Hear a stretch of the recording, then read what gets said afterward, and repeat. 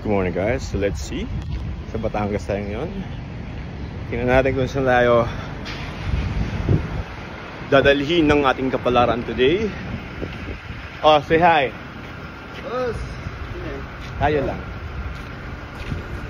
Yo! Dito tayo ngayon sa Barangay Bugaan. Ito yung nasirang tulay ng bagyong Christine.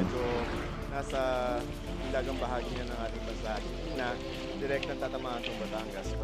Tingnan natin from Batangas to any point in the Philippines. Talk natin ngayon sa kasalukuyan ang San Pablo, Laguna, kung saan may nararanasan tayong pag-ulan. Bicol. Okay, dito naman tayo sa Tabaco Port. Ayos namin yung pagpunta sa Birak. Hindi, saan ang gasan? Yan na sila pa ka ng instruction. Sabi ni Kuya, baka maulan pa daw to. Oo nga, actually. Sabihin ko, Nang 30 minutes ano?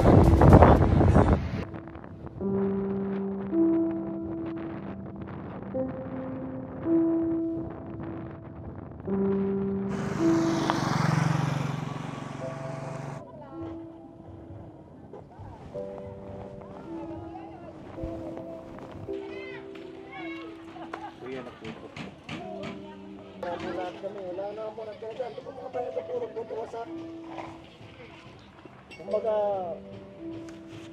inadali lang po nila itong maayos para po meron silang matulugan pang samantala. Tuloy lang.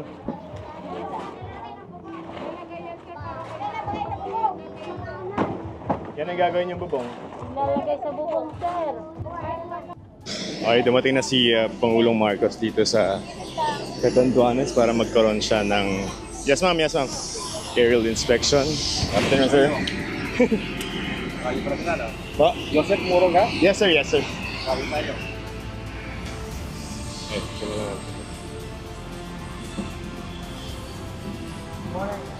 Hi, sir. Good afternoon. Just very welcome. Sir, try ko lang.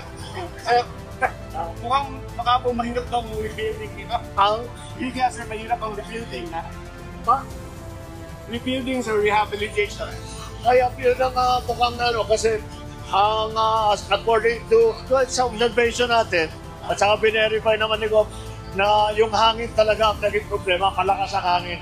Sa kasalukuyan ay tinitingnan na nitong si Pangulong Marcos yung extent ng damages ng bagyong Pepito, and so far ang impression ng presidente ay talagang malakas yung pagtama ng hangin lalo nitong si bagyong Pepito, kaya karamihan sa problema noong mga residente dito sa Catanduanes ay kung paano makakapagsimula ulit, lalo na yung gawain yung kanilang mga bahay. Pero pinangakuan naman ng Pangulo ng tulong ang mga residente ng Catanduanes.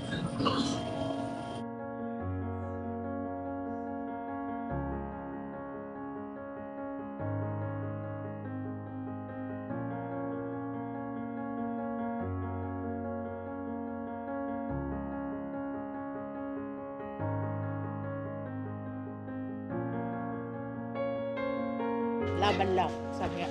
Laban, Karamuran! Wala lang.